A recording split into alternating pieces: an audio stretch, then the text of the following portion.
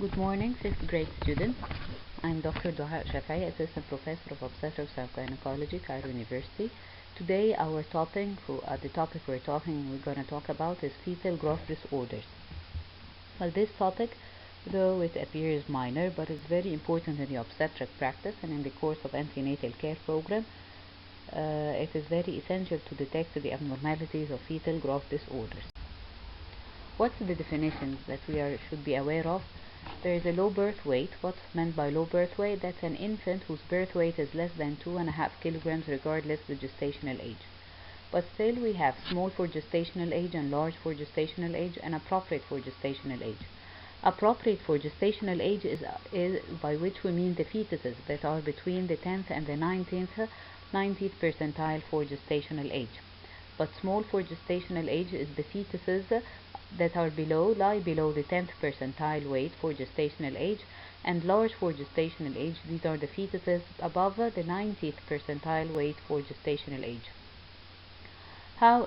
From these definitions, it is crucial to understand two main topics. First, that is very essential to know the gestational age, to know how to calculate the gestational age, and this can be detected or achieved by one of two procedures. Either by reliable dating, if the patient can reliably recall the first day of her last menstrual period, from which we can estimate or calculate the expected date of delivery, and thus we can, all through the course of pregnancy, at any certain point we can calculate the gestational age. The other issue, in case of unreliable dating, if she cannot recall, or if she's been on recent use of contraception, or she doesn't experience regular cycles, we can rely upon the first trimester ultrasound. Usually the first trimester ultrasound is not related to any growth parameters changes, so it is a reliable means to approximately know the expected date of delivery, and from which still we can calculate the gestational age. The other thing is that for each gestational age there are growth curves. They are documented for each gestational age, the growth curves, the 10th and the average and the 90th percentile at this particular gestational age. So whenever we are doing an ultrasound and we are getting the biometry of the fetus, according to the gestational age, is plotted upon the appropriate growth curve, from which we can estimate where it lies, 10th or average or above average. Small for gestational age. Again, what are small for gestational age fetuses? These are the fetuses that are the 10th percentile weight for gestational age. We have two main categories. The two main categories are the constitutionally small fetuses and what's known as IUGR or intrauterine growth restriction.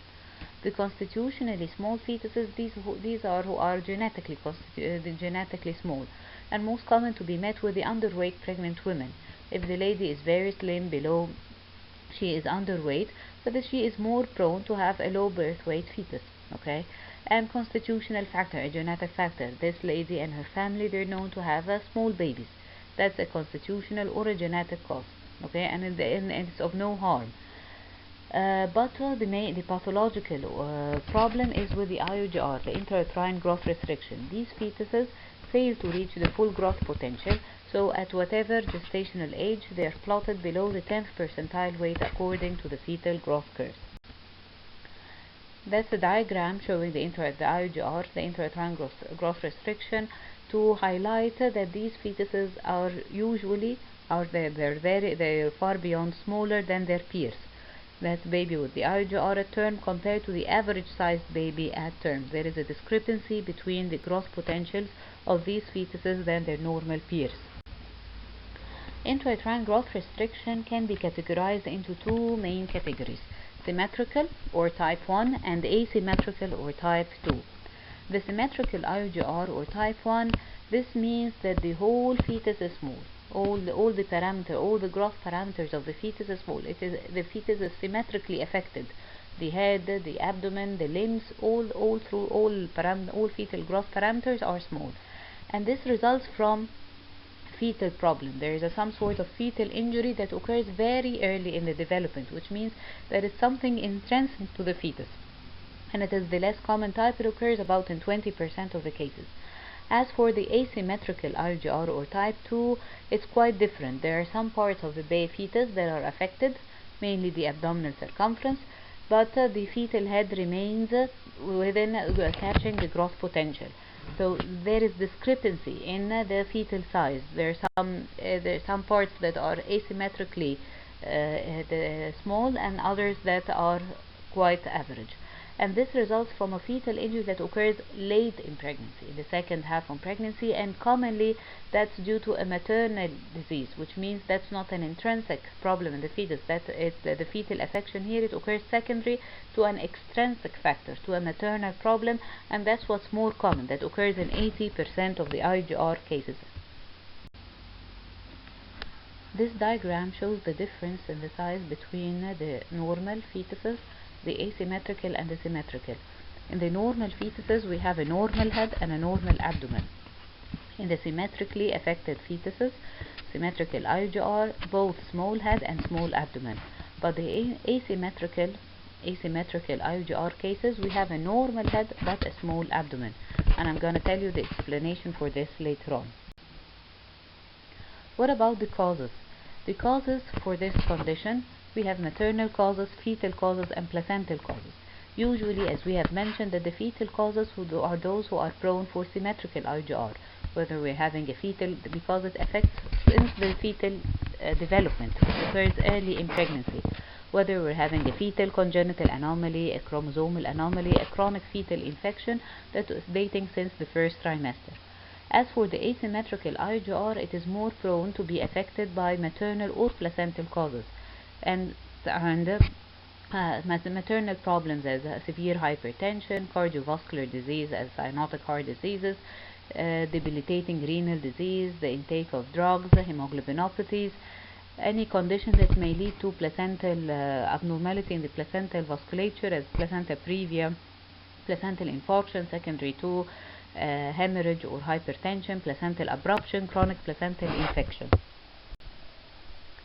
That's the classification of the IUGR.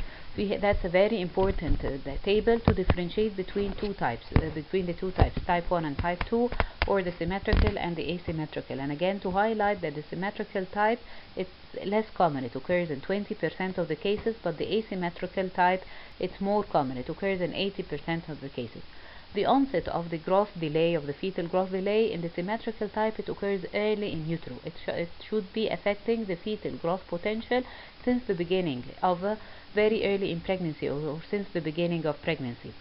But the asymmetrical type, it usually occurs later. And this fetus has been quite normal, but at certain point there has been a maternal problem or an extrinsic factor that affected the fetal growth, and this occurs late in pregnancy, the second half of pregnancy. The etiology for the first type is the congenital intrinsic fetal factor, congenital anomalies, infection, or genetic disorders. But for the second type, the asymmetrical type, any maternal debilitating disease or hypertensive disorder that in a way or another led to uteroplacental insufficiency. The pathophysiology of the first type is that there impairment of the fetal intrinsic growth potential. There is an impairment all through the fetal cells, impairment in the cell division and the decreased cell number, and that's an irreversible cause.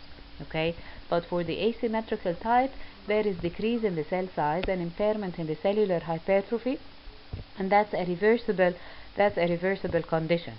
The clinical features for the type 1, there is inadequate growth of the head and the body all through. So the head and the abdomen ratio, they are maybe normal, but both of them, either of them is below the normal the growth parameter for this certain gestational age.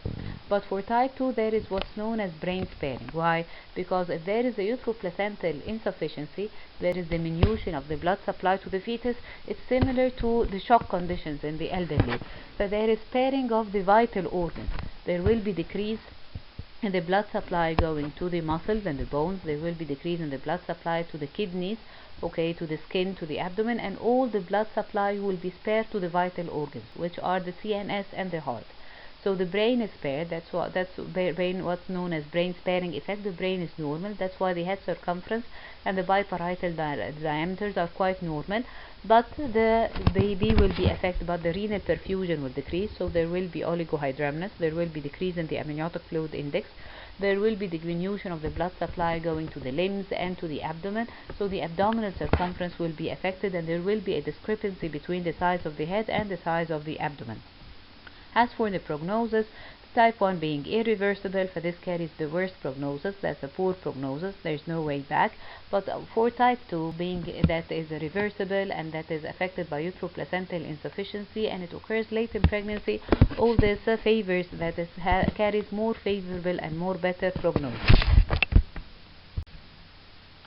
The diagnosis of IUGR.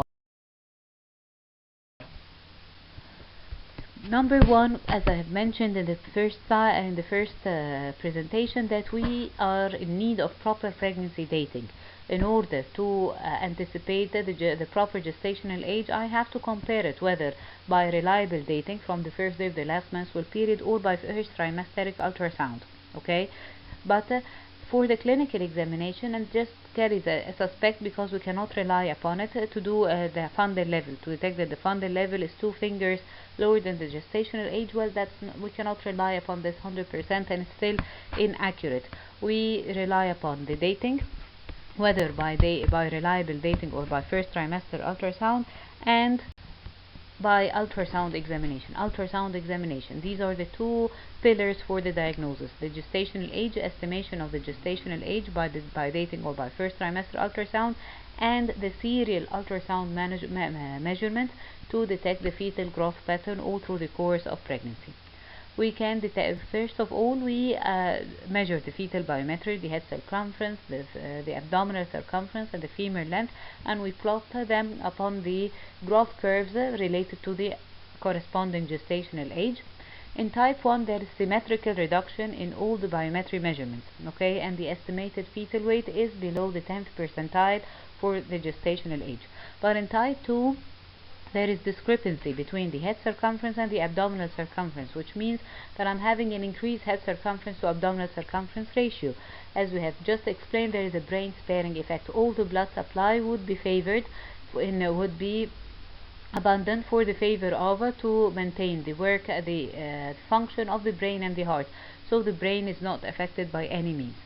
The second thing is oligohydramnios, and the oligohydramnios, this is more common in type 2 IUGR. Okay, due to secondary to decrease in the renal blood supply and the renal perfusion, which will lead to diminution of the amniotic fluid index. There is accelerated placental aging, and still this is to have placental calcification, and grade 3 placenta would be occur more rapidly in gestational age before the 34 weeks with calcification, and still that's more common in type 2 IUGR. The abnormal Doppler decrease in the umbilical blood flow, but there will preserved or even increase in the cerebral blood flow, and again this in type 2 IUGR. That's a diagram showing that we rely upon the ultrasound, to highlight that we rely upon the ultrasound for the diagnosis of IUGR. Okay, we can see here that upon placing the transducer on the maternal abdomen, we can measure the biparietal diameter, okay, and we can measure the abdominal circumference, and these parameters are calculated to tell me what gestational age, and we can apply Doppler. So biparietal diameter, abdominal circumference, and the femur length. And these are the growth curves. These are the plotting. Whenever I'm having a measurement, I will plot it upon the the growth curves suitable for this particular gestational age. In the symmetrical IUGR, you will find that all of the parameters, the biparietal, the femur length, the head circumference, the abdominal circumference, the fetal weight, that's the blue dot, it lies in all figures below the 10th percentile, and all are symmetrically affected. For the asymmetrical IUGR type 2, you will find here that the biparietal diameter is not within the average. It is not affected. The head circumference is within the average. It is appropriate for gestational age. But on the other hand, you will find that the femur length is below the 10th centile, the abdominal circumference is the 10th centile. So if we're having a compromise of all these factors together, you will find that the fetal weight growth is slightly affected, but is still not far beyond the 10th centile, and there is an increase in the head abdomen growth ratio because the head circumference is by far larger than the abdominal circumference. Well, why are we concerned about these fetuses? Because they are more prone to complications, whether during pregnancy, during labor, or even in the neonatal period. During pregnancy, we are afraid of the intrapartum hypoxia from the sequelae of placental insufficiency, that there may occur intrapartum hypoxia and may end up in intrauterine fetal death. During labor, secondary to maybe cord compression, maybe the abnormality of the CNS regulation, maybe due to placental insufficiency, they are more prone to fetal heart abnormalities and which may end up in asphyxia or even intrapartum fetal death. In the neonatal period, we are faced upon two forms of complications: immediate complications in 50% of the cases, or even late complications in 2% of the cases. The immediate complications as meconium aspiration, hypoglycemia, polycythemia, and pulmonary hemorrhage, and all of these complications are simply attributed to the hypoxic environment that the fetus has been in all through the course of pregnancy. Meconium aspiration simply occurs because of the hypoxia, and the anaerobic metabolism and the stimulation of the chemoreceptors will lead to relaxation of the sphincter, the anal sphincter, which will lead to meconium passage. The hypoglycemia, it is attributed to the hypoxic condition and the anaerobic metabolism. The polycythemia, because the hypoxia stimulates the RBC's formation. As for the later complication that may occur in 2%, cerebral dysfunction or mild cerebral palsy, and this attributed to the hypoxic environment that the fetus has been exposed to during pregnancy. What about the management of IUGR? Well, it depends upon whether we are term or near term, or we are preterm. If we are term or near term, there's prompt delivery. Prompt delivery would be better in all full-term pregnancies that have completed 37 weeks gestation, regardless the type of IUGR, for fear of more serious complications, for fear of the progress of hypoxia or fetal death. Delivery is also recommended not just for full-term but for near-term pregnancies that have completed 34 weeks gestation, because this will offer them the best fetal and neonatal outcome, even if there is a need to the ICU admission. Okay, and the termination, the mode of termination is not a rule. It's either through the induction of labor and a trial of vaginal delivery or cesarean section. This differs according to the obstetric indications, the guidelines, the facilities, the experiences of the team. There is no rule, there is no golden rule for either cesarean section or vaginal delivery. It should be tailored according to the circumstances and the indications and the availabilities and the facilities of the department. As for the preterm IUGR, the prolongation of pregnancy till fetal viability or until reaching near term or term is a better option for those of preterm to minimize the complications of prematurity, but this should be advantageous after exclusion of a serious fetal congenital anomaly or a chromosomal anomaly that necessitates immediate pregnancy termination. This would go for conservative treatment. What are the lines of conservative treatment? We have two main lines. There are general measures and line together with regular fetal surveillance. The general measures to give instructions for the lady that she should go for physical and mental rest to avoid to stop smoking, to improve her nutrition, and maybe add a low dose aspirin or anticoagulant as a trial for improving the placental circulation. The regular fetal surveillance, and that's the gold standard for the conservative management of preterm IUGR, strictly for daily assessment of the daily fetal movement count, twice a week to do what's so-called non-stress test, twice a week to do an ultrasound, a detailed ultrasound, and to assess the biophysical profile and the amniotic fluid index, and at least once a week to go for Doppler evaluation for the umbilical artery and the middle cerebral artery. Why are we doing these fetal surveillance tests? Because simply we will go for termination of pregnancy whenever we are reaching maturity, whether term or near term, or whenever these surveillance tests indicating at any point fetal hypoxia. So this would increase the chance of intrapartum or intrauterine fetal death, so we would go for termination of pregnancy immediately. The daily fetal, in short, what are these regular fetal surveillance tests? The daily fetal movement counts is to give instructions for the mother how to count the fetal kicks and to record them. Okay. The non-stress test is as if you're doing an ECG for an adult, so you're doing an ECG for the fetal heart rate pattern and its relation to the uterine contractions to assess the acceleration, the deceleration, the variability, and the ultrasound to detect the amniotic fluid index and the biophysical profile to assess the fetal tone, the fetal respiratory movements, the fetal gross movements, and together with the amniotic fluid index and give them a score, and the Doppler for both the umbilical artery and the middle cerebral artery. Intrauterine fetal death or intrauterine fetal demise, that's another entity that describes a fetal death in utero after viability but before the onset of labor. As we have mentioned before, that if you're going to divide a pregnancy apart from the trimesters into early pregnancy and late pregnancy, you will divide it upon what's known as the fetal viability. What's meant by fetal viability? Fetal viability is the gestational age at which there are appropriate or reasonable chances for the fetus to survive in the extrauterine life, and it varies from one country to another according to the advances and of the development of the neonatal ICU equipment, but on an average we're speaking of about 24 weeks gestational age. Before which, if you're asked if we are dealing with intrauterine fetal death or fetal demise before the age of viability, this is considered an abortion, because this fetus or embryo, it doesn't have any chances to survive in the extrauterine fetal life. So this is considered an abortus. But after or beyond the age of viability, this fetus has chances to survive in the extrauterine life, and that's why that's considered a viable fetus.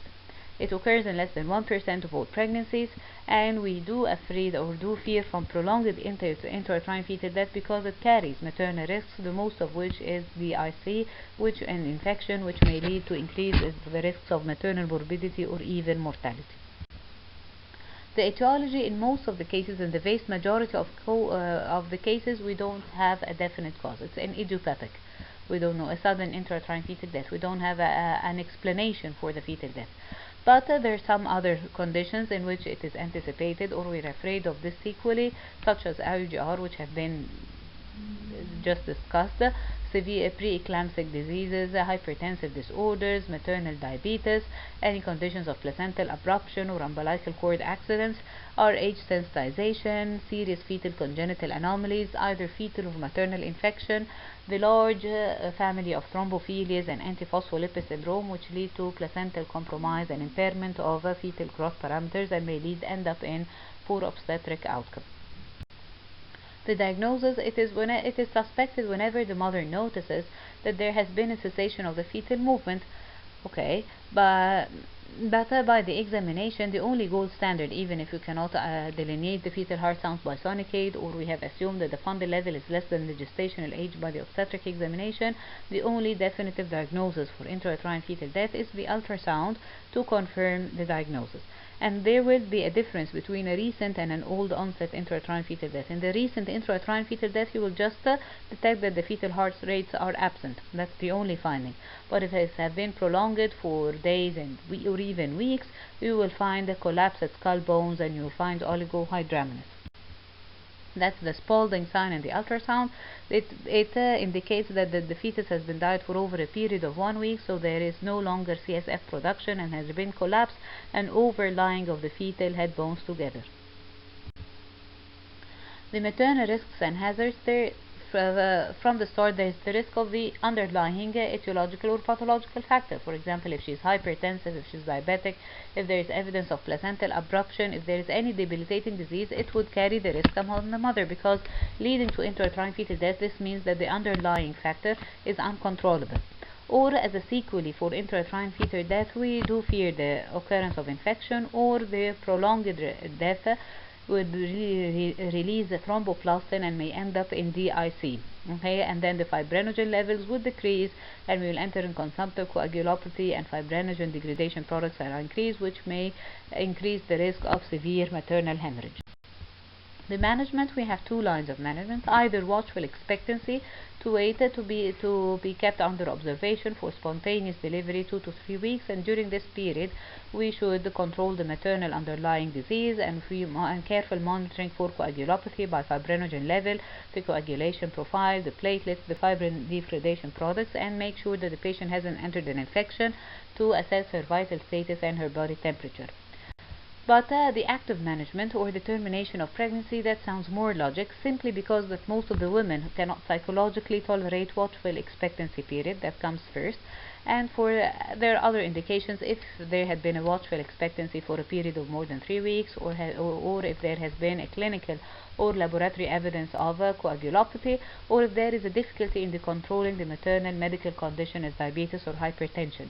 And it's very important to highlight that in the RH unsensitized women, they should receive the anti-D immunoglobulin not after delivery, no, but once the intrauterine fetal death is diagnosed, to avoid the risk of further sensitization and further compromise in future pregnancies.